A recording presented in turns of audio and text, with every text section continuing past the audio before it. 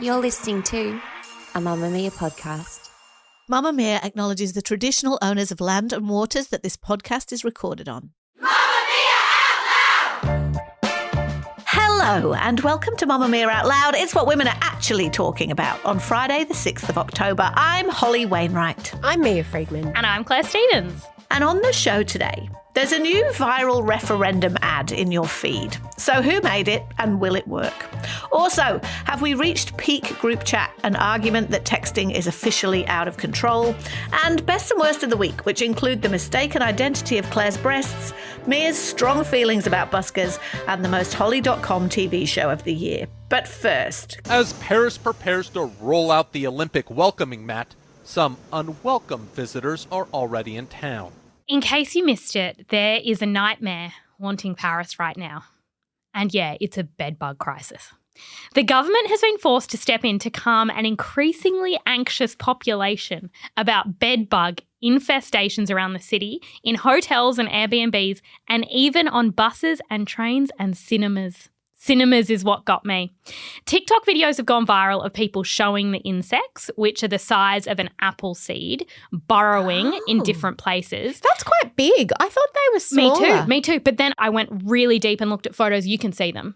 And apparently bed bugs have been an increasing problem in France and other countries for decades because they've become resistant to insecticides. So they can't be killed. And then they're spreading more quickly because of the rise in travel. So this is the new pandemic, Yeah. bed bugs. Bed bugs. I feel like it's nice to have a health crisis that we can laugh about. Yes. Although if you've got bed bugs, which I assume are itchy, I thought they were the same as scabies. No, I feel like scabies is more hectic. Well, I've had scabies a number of times, which is like full body lice. That's the only way I can describe it. So when I used to travel a lot for work, back when I worked in magazines, and I was going down to Melbourne a lot. I think Melbourne might have had a bed bug crisis that they just kept under wraps because my husband was also travelling to Melbourne a lot for work, and we kept coming back, each of us, infected. And you have to put this lotion, it's itchy all over you, particularly between your fingers and toes, and you have to put this lotion all over you and like sleep in it. And I remember one really bad time when we also had nits and we had a knit scabies double whammy, and that was a low moment in our household. I like just blaming Melbourne for it. Some fun facts about bed bugs: they can stay alive for up to a year without a meal. Their presence has nothing to do with hygiene. They just feast on human blood. And when they bite you, there's these large reddened itchy lump things that fade to a red spot. But it's a big issue ahead of the Paris Olympics, which are 9 months away. It's a bit of a PR issue that they're like, we can't be a bed bug city. It's not very franche. No. It's not très chic. No. you've already seen it, I'm sure. But in case you've been trapped under something heavy today, there's a video going viral about the Voice campaign that's taking quite a different approach to the ones that have gone before it. We're going to play you a little bit of it, but let me set the scene. 3 friends are sitting in a pub. One of them is Indigenous. In fact, it's Adam Briggs, universally known as the rapper Briggs, and he's a writer as well. And the other 2 are young white women, played by comedians Jenna Owen and Vic Zerbst. The young women are commiserating with Briggs about just how hard it must be for him right now, because the Voice referendum is so hard and so complicated and so confusing, and maybe it doesn't go far enough because, you know, it just doesn't make sense. And so at one point, Briggs asks the women if they've Googled what the Voice proposition is. Here's what he says. Have you Googled it? The Voice, the proposal, the referendum. Have you Googled it? You know what? I have not had heaps of time. Just busy. Yeah. Pretty much. Life. Yeah. Have you got your phone? Yeah. Can I see it? I'll help you out. Oh. Let's see what you do have time for. What was the last thing you searched? Probably. Oh. Did Aaron leave Love Island 13 because he had gonorrhea? Did he? Yes. He then finds the definition of the voice, hands it to the girls, and they read out the proposition in full. The video was made by Nash Edgerton, who's a director who's made many things, and it's not actually affiliated with the Yes campaign at all. It was made by him when Briggs gave him a call about it in response to the very thing we were discussing on the show last week, that the No campaign has been extremely effective on social media and on TikTok in particular, stirring up the so-called progressive no vote among young people. And Briggs says that after seeing all that, he called Edgerton and asked him if he'd be up for making a short film to counter the no vote. And this happened. It was filmed in half a day, edited and out within a week, and now it's absolutely everywhere, being shared by really big names like Taika Waititi and Jason Momoa, and of course by your auntie and your sister and by me. No doubt it's funny and clever, but Claire Stevens, will it work?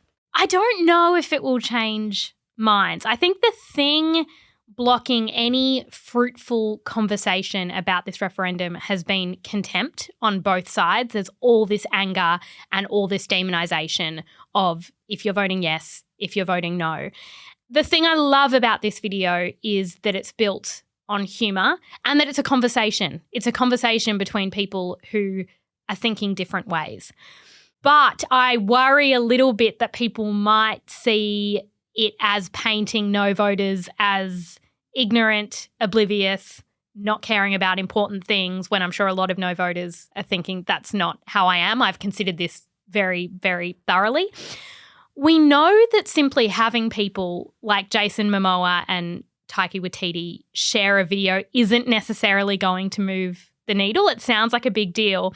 But when you think about the Trump-Clinton election, think about all the celebrities and all the media that came out supporting Hillary Clinton. It didn't make a difference. In fact, the Yes campaign have very deliberately avoided going that route because they learnt from that. It pisses people off when you have a lot of celebrities, because the claim from some people who are in the no camp are, oh, it's about elite people, it's not about grassroots. Exactly. That's like the progressive no vote. Exactly. But I think when I saw this video, I breathed a sigh of relief. I thought, I feel like this is what people have been waiting for.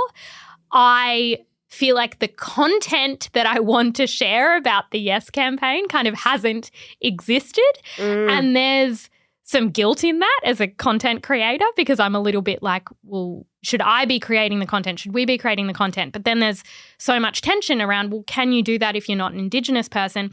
I think the best line in the whole video was when Briggs says, Okay, so you would vote no to this progress so that we can reconvene at an undisclosed point in the future and then go far enough. That is exactly what I feel like I've been trying to say.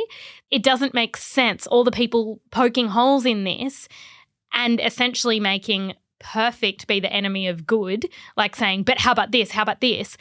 I think that articulated something that so many of us have been trying to say. I'm such a loser that when I saw it and it said at Senator Briggs, I was like, oh, I don't know this senator. What political party is he from? I love it. True story. Even I know who Briggs is, Mia. So, I'm a little bit cooler than you in one regard at least. He looks familiar. What worked about this is that it was funny. Humour is so important. And I think that there has been frustration that the Yes campaign just has not been able to have that viral message. I know a lot of people who have got criticisms of the Yes campaign. It's easy to, from the outside, and it is, to be fair, a lot easier to make a negative campaign and if you don't know, vote no.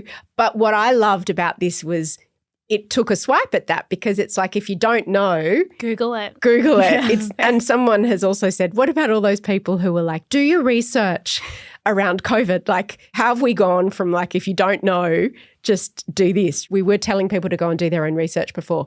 What I think has always been a risk with the Yes, which is something that happened to Hillary Clinton and something that we've talked about behind the scenes and not necessarily on the show, is the risk of alienating everybody who's either undecided or who's maybe a soft no. Because they say there's like a hard no, soft yes, hard yes, right? So hard no and hard yes aren't changing their minds. Soft no and soft yes, and obviously all the people on the fence, are still changeable. They're still a little bit in play. Hearts and minds can still be won in this last week. And remember with Hillary Clinton when she referred to Trump supporters as a basket of deplorables? You can put half of Trump supporters into what I call the basket of deplorables. That went so badly because there were a whole lot of people who were on the fence and they said, don't you call us that. And I think that the Yes campaign, there are people who are racist who will vote no, but not everybody who votes no is racist. In fact, there is also what's called the progressive no, which are the people like Lydia Thorpe who are so far to the left that they don't think it goes far enough. So what I loved about this video is that it just addressed in a really light way every single counter argument. And I was reading it behind the scenes and how it came about. No one involved in it got paid. The two women are actors from the feed. They were also involved in writing it.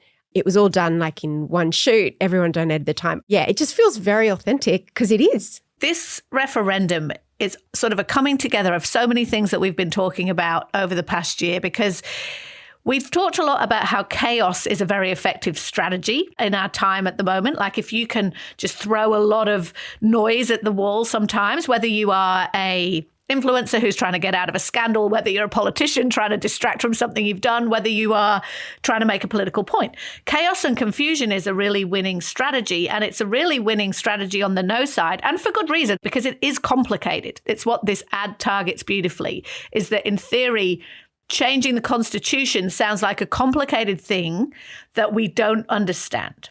So create a lot of chaos and confusion around that, and you've got a winning strategy. So I love the simplicity of this. It's the only way to stay on message. It's so disheartening. Where I live, there are yes signs that have been defaced around my town. Everybody in social media comments is so febrile. We talked about this on Wednesday. It feels like a really combustible situation. And so humour and simplicity, it just feels like a really good way to go. I feel like Briggs has been the leading voice on the yes side for me as somebody who absorbs media in terms of having a sense of humour about it, being really common sense.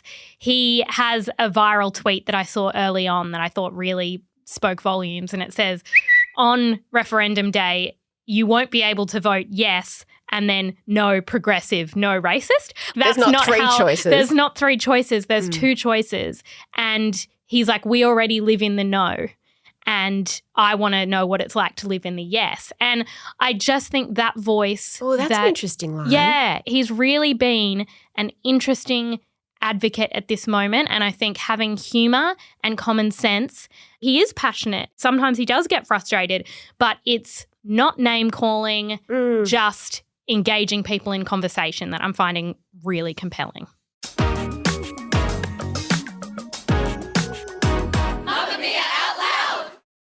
The group chats are out of control. Earlier this week, we talked about a story that I still can't really wrap my head around, and I'm going to stop trying, about two Kardashian sisters, one of whom is Kim and has a group chat that's called Not Courtney that involves everyone in the family except Courtney, her sister. All of your friends call us complaining, whether you think they're the ones going to you, they're all coming to us on the side saying the opposite to us. So we're all confused, and we're on a group chat that's actually labeled Not Courtney. So we know and have to funnel what your friends are saying to us. And so this week, after we recorded that episode, I changed our Mamamia Out Loud group chat to Not Holly. And for a second I was like, is Holly really not in this? I was like, oh my God, finally we get to talk about Holly, but she's still in it. I cannot tell you how much it's made me laugh. And now when I want to find that group chat, every time I have to search Not Holly. It is some of your finest work. Some of my finest work. Very funny. But coincidentally, there was a story in The Atlantic this week, which I absolutely loved and shared in all my group chats, which basically said that if you thought social media was intense, group chat culture is out of control because there are so many different kinds of group chats. There are group chats of your friends, your family, housemates, different friend groups, subsets of those friend groups. If you're a parent, you'll have a group chat for perhaps your child's class. You might have another one for your child's whole year. You might have just a group chat that sprung up because 5 of you were going to go out to dinner, or perhaps there might be a group chat around a wedding that was organised in your family, or a smaller group of friends, say Not Holly. Maybe we were planning a gift for Holly's birthday. We weren't. Co-workers from previous places, book clubs and other book clubs, extended family. And this person just said, it was a guy who wrote this, which I thought was funny, but he said the sheer number of them can be overwhelming because as people have moved away from social media for all the reasons we've been discussing, it's too febrile, it's too much argy-bargy, they've moved on to group chats. And he writes, by the time I wake up, the notifications have already started rolling in. As I'm going to bed, they're still coming. In between, I try to keep up, but all it takes is one 30-minute meeting before I've somehow gotten 100 new messages, half of them consisting of lol or right. I scroll up and up and up, trying to find where I left off like I've lost my place in a book that keeps getting longer as I read. Oh, I think this is so great. Hol, can you relate? I can hard relate because I'm not as group chat positive as some of my friends, and it's Mia hates it about me, let's be honest. She's always like, lift your game in the group chat, Hol. I respect that you are not a big group chat person. I do respect that. I find them overwhelming.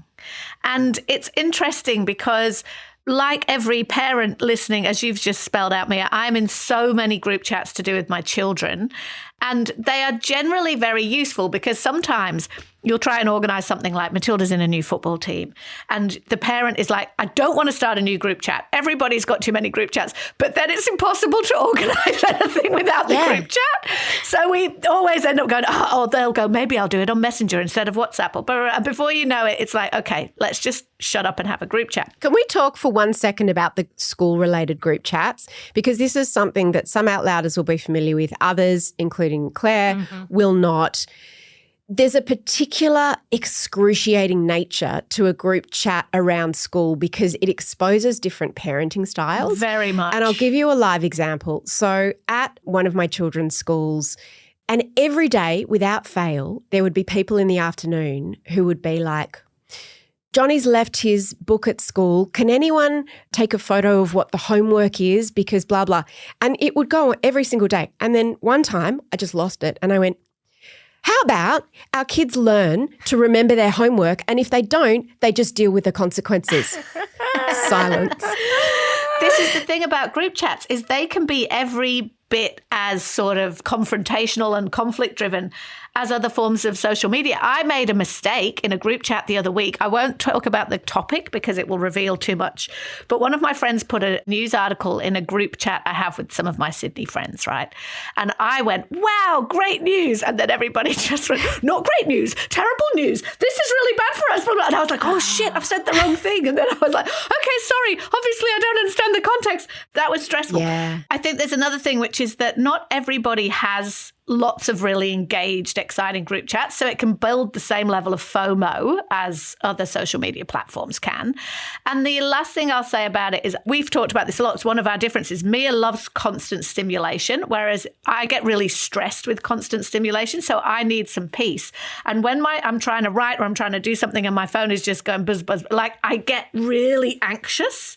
So those are my issues with group chats. Claire Stevens. I talked on the show a little while ago about what happened when I once turned off notifications on my messages and then I ended up missing a dinner and the person was messaging me saying she was there. And you can't turn off notifications because there will be something important that you miss. But what I'm finding is that in terms of my addiction to my phone, which is horrific and debilitating, group chats are the kryptonite. So I can delete Instagram, TikTok, Facebook. I have an app where I have blocked them. Like so the they're Freedman locked. app. Yeah. So they're locked so I can't access them. Does very little for my screen time because I'm still so embedded in all of these chats and I am not good enough at boundaries or self-regulation or anything like that to impose guidelines about it. I think, Holly, you're really good at it. Like you can tell when we're in the group chat having a chat, I'm like, oh, I bet Holly's writing. I bet Holly's doing something important with her life. Meanwhile, we're just planting her veggies. Like the amount of productive hours that have gone down the drain from me screenshotting something on Instagram, putting it in a group chat and having a conversation about it for 20 minutes. But it's also this logical fallacy that when somebody is accessible in the group chat, you kind of think everybody is. Like it's really easy to always be present and think that that's normal. but it's not, because you do actually need to tap out in order to do other things. It's to have things to talk about in the group chat. Exactly. Yes. So what It's are your not healthy. What are your rules? I think what works for me about group chats is I've got a couple of group chats that are really prolific. So we won't talk for months. When it pops off, you know, you'll look away and you'll look back at your phone and there's like 37 messages and you'll be like, oh, I know what group chat's gone off. Or you'll wake up in the morning. What I like about group chats is that they're different to one-on-one chats, because if you're not there, there's no expectation that you'll participate. So that's why Holly can just not engage in our group chats, because she's writing or living her life or sitting by a stream and watching her vegetables grow. Fine. And so much disdain from my co-hosts. Whereas if Holly gets back and there's just in her and my direct messages, there's the expectation, oh shit, I've got to engage. So I think as long as you take the pressure off yourself. That's good and bad, because there's diffusion of responsibility in a group setting. But I find personally, like I've got a few group chats where I'm just not active in it for whatever reason. And I feel bad in those that you're situations not contributing enough. that I'm not contributing. And it's because I'm like, I don't have to. There's enough people in here. I also reckon there's something incredibly narcissistic about my group chat behaviour, which is so many group chats where somebody will be like, I did this thing. Here's a picture of my dog. Here's a thing I saw online. And I ignore it. But when I have something I want to say, I'm like, guys, assemble, everybody, So true. excuse me. I have something to talk about. I also think that group chats very much suit your quick mind and way of communicating, Mia, because sometimes we'll be having a debate in the group chat and I'll be like, I don't have the time or the energy to explain to Mia the 25 ways in which she's wrong about this particular thing that she's arguing about. So she's like, I won. Yeah. So we'll get to it next week when I see her face-to-face, because I love a face-to-face argy-barge with Mia. But Mia loves a text-based argy-barge and she's very good at it. So it suits you. It's like why you used to like Twitter before Twitter went down the toilet. I've got a lot of time. I don't have time to make those 25 points, but Mia does, and she will. The other funny thing is when you're trying to get a group chat going and it just won't go, it's like an engine that won't turn over. Like I keep trying to make a group chat with my parents and my brother happen and I just can't. Like I have a group chat with my parents and I have a group chat with my brother and I assume they talk to each other sometimes, but I just can't get the family group chat happening. Yeah, my family group chat is too dominated by the women. Like Mum put something funny in this morning. She saw a sign that said for a chicken shop called Brown Chicken. She was like, how appealing. And I'm like, Mum, this is actually funny. My brothers would never engage. And I'm like, we need to be a family. This is the other thing about group chats. It suits show-offs, of which I am one. Yes. So to me, a group chat is about the banter. It's about me entertaining myself and trying to make my friends laugh or trying to add value, like gain status by posting a really cool link for everyone to see. Like to me, it's that. I get status and I get self-esteem from giving good group chat. But I think really I'm just annoying. You're not annoying. The darker side of group chats, I think,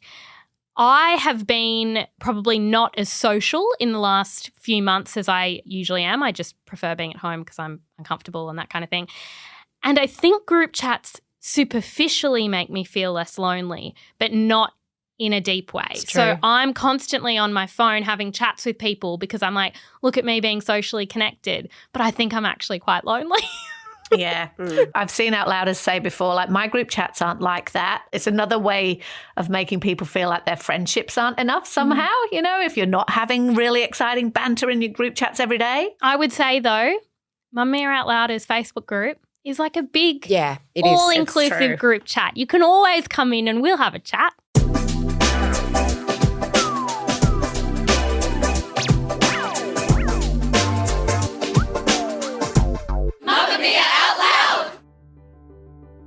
If you want to make Mamamia Out Loud part of your routine 5 days a week, we release segments on Tuesdays and Thursdays just for Mamamia subscribers. To get full access, follow the link in the show notes, and a big thank you to all our current subscribers.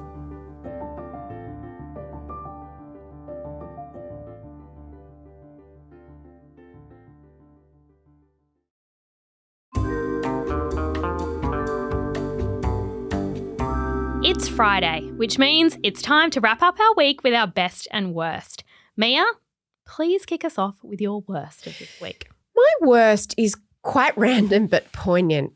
I have I can't even find the words for it, but every time I see a busker all my life, I've always just felt a real pang of like, I feel like busking is a really vulnerable thing to do.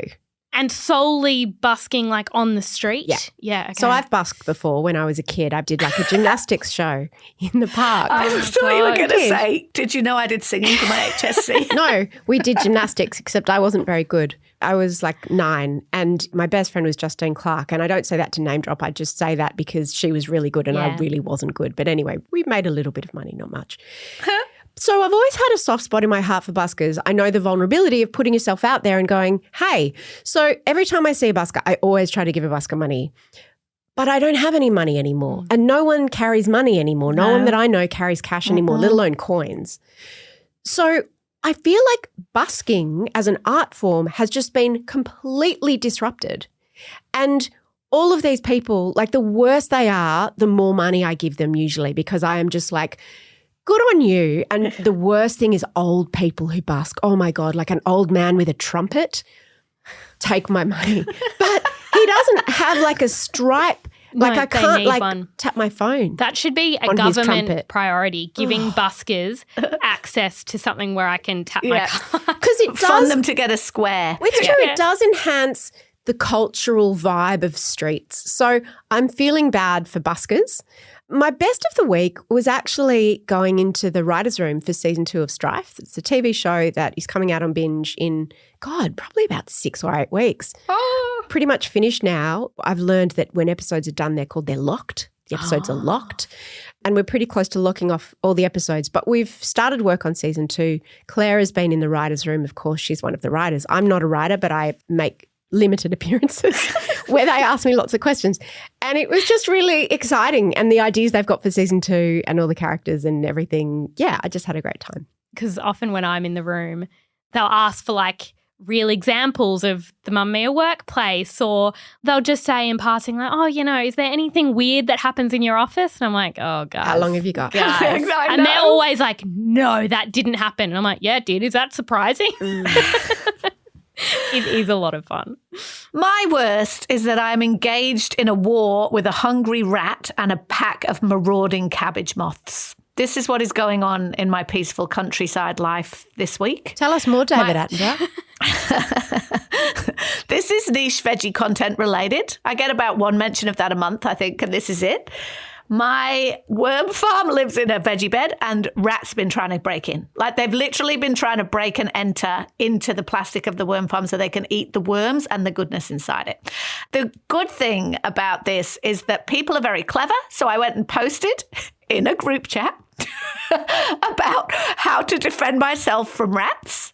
And I got a long list of like, put chili oil, put mint oil, wrap chicken wire around it. So now I'm engaged in a war with the rats. I've gone and put mint oil to start with around it, and then I go out every morning to see if they're there. The mint doesn't work. I tried that for mice because I've read that online as well. Like peppermint oil, all of that. No, they're too smart. They've evolved too much. Some people said traps, and I'm not dealing. I'm not dealing. The other thing that's happening is that moths are eating my greens, and what is very telling about this is they eat the kale, but not all the other things, which is good because at least something in the world likes kale. And as one person said to me, you always need to grow a batch of sacrificial kale for the moths to eat so other things can flourish. Anyway, that's where we're at in the veggie garden this week. My best, though, we're going to talk about this next week out loud, so you've all got the weekend to get on board. But you may have heard there is a 4-part documentary on Netflix called Beckham. It is about, surprise, surprise, David Beckham. It is largely being described as the best sports documentary since The Last Dance, which is the one that was about basketball that everybody loved. It's been made by Fisher Stevens, who's a really famous, he's actually Hugo in Succession. So weird. Did you know that? He was also married to Michelle Pfeiffer, fun fact. They've been making it for years, and it is unbelievably high quality, and they've got access to everybody right back from the people that Beckham used to play football with, obviously his family, obviously his dad, obviously his wife. It is so great. David Beckham, unstoppable. I never really did well at school because all I ever wanted to do was play football. My manager kept saying, try and keep it under wraps. So we would meet in car parks, and that's not as seedy as it sounds. Classy. Over here, baby! My life had become something different. We were worried that he'd lose all what he'd worked for, because football come first, and all of a sudden it wasn't. Okay, David. Big smile. It definitely didn't change me. Well, it changed. There's no doubt about that. It is so Holly.com because certainly the early episodes are like early 90s Manchester, which is obviously a sweet spot for me. But the Beckhams and just all their strangeness. Victoria, who opens the whole thing by sitting down for her doco and patting the couch to get the spaniel to jump up. And she's like, come and sit next to me and make me look like I'm a nice person. She's so funny, Posh. I just love her. She is so funny. And she's just like the early days of their romance. She's like, I don't like football. I don't even care. Like, it's just great. So peak nostalgia. Go and watch it because we're going to talk about Beckham next week. I can't wait. I'm watching it It's over on the Netflix. weekend.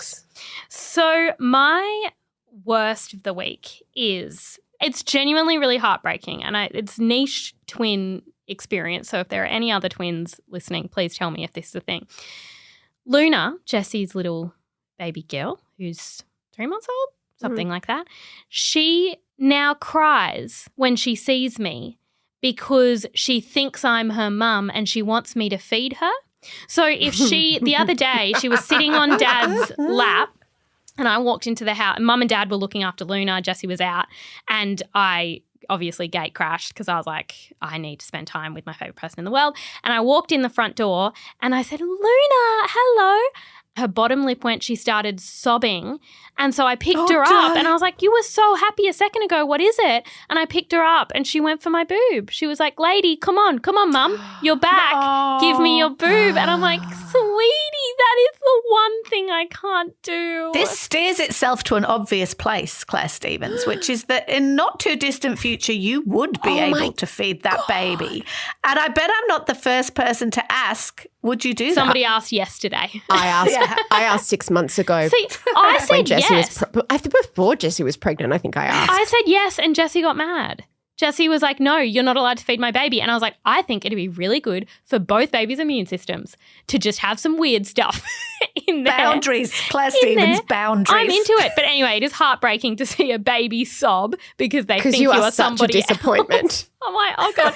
But interestingly, when I'm there and when I'm holding Luna, my boobs start to hurt.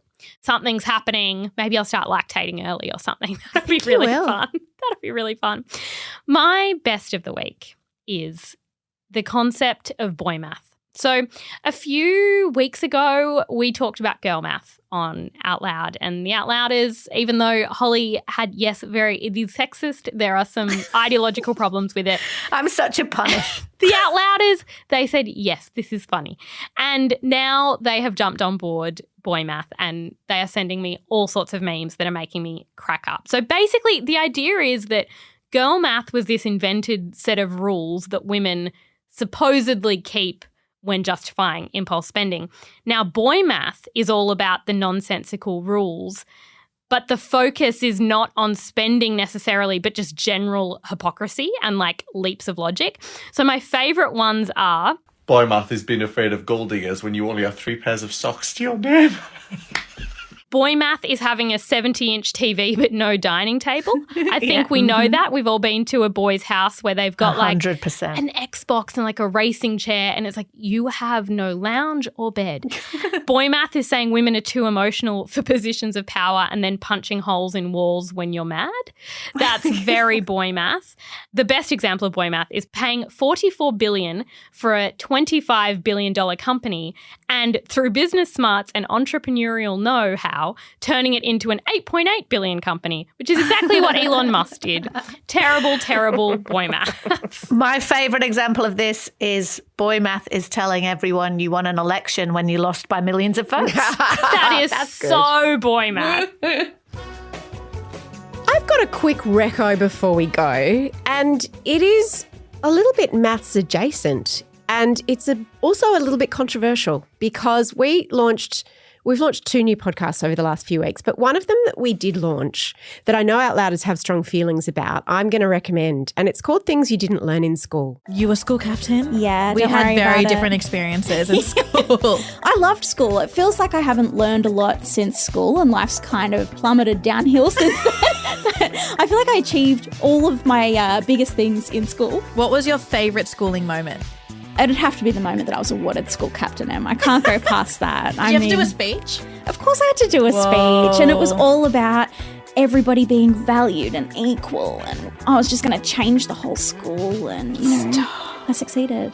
Teacher's pet over here. Teacher's pet over here, that's for sure. The teachers aren't happy about the title of the podcast. Oh, and Claire Stevens predicted that. Did. She did. And I know there's been a lot of conversations in the Outlouders group about this, led by one teacher, Anne Stevens, Claire's mother, who I love. So what the podcast is about is how, there are some basic life skills that we need that we miss out on.